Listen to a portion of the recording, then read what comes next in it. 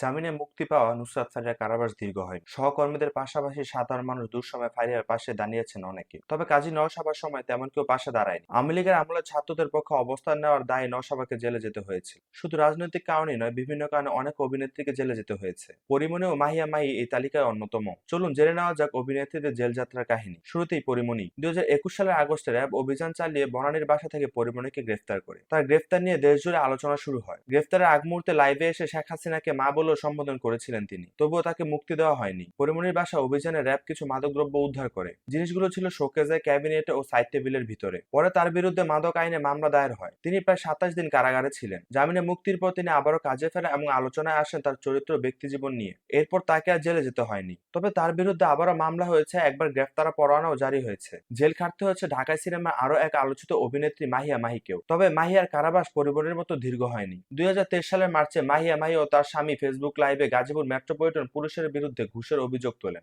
এর জেরে ডিজিটাল নিরাপত্তা আইনে মামলা হয়। সে সময় মাহি সৌদি আরবে অবস্থান করেছিলেন। দেশে ফেরার পরে বিমানবন্দর থেকে তাকে গ্রেফতার করা হয়। প্রায় 11 ঘন্টা পুলিশের হেফাজতে থাকার পর জামিনে মুক্তি পান মাহি। ঘটনাটি মিডিয়ায় ব্যাপক আলোচিত হয়। আর এই ঘটনার পর থেকে রাজনীতিতে সক্রিয় হয়ে ওঠেন মাহি। এবার আসা যাক ভিন্ন প্রসঙ্গে। কোনো অপরাধ না করেও গুজবের আশ্রয় নিয়ে জেল খাটতে হয়েছিল অভিনেত্রী কাজী নওশাবাকে। সময়টা 2018 সাল। সেই বছর নওশাবার জীবনে নেমে আসে অন্ধকার। নিরাপদ সড়কের দাবিতে রাস্তায় নামে বিভিন্ন শিক্ষা প্রতিষ্ঠানের শিক্ষার্থীরা। ঘটনার সময় সোশ্যাল মিডিয়ায় সরকার বিরুদ্ধে একটি পোস্ট দেওয়ার দায়ে গ্রেফতার করা হয় নওশাবা আহমেদকে। গ্রেফতারের পর 4 দিনের রিমান্ডে নেওয়া হয় তাকে। সেখান থেকে পাঠানো হয় কারাগারে। 2018 সালে 21 আগস্ট 5,000 টাকার মুচলেখায় সিএমএম আদালত থেকে জামিনে মুক্তি পান নওশাবা। তার গ্রেফতার ও সে সময়ের ঘটনাগুলো বেশ চাঞ্চল্য ছড়িয়েছিল। জামিন পেলেও পরে তাকে নানা ধরনের ভয় ও হুমকির মুখোমুখি হতে হয়। 2024 সালে আওয়ামী লীগ সরকার পতনের পর নওশাবার সেই ঘটনা আবারও আলোচনায় আসে। এদিকে আওয়ামী লীগ মতাদর্শে বিশ্বাসী দুই অভিনেত্রী মেহের আফরোজ শাওন ও সোহানা সাবাও গ্রেফতারের স্বাদ পেয়েছে। তবে তাদের সেসব ঘটনায় জেলে যেতে হয়নি। 2025 সালের 5 ফেব্রুয়ারি রাতে ডিবি পুলিশ আটক করে শাওনকে।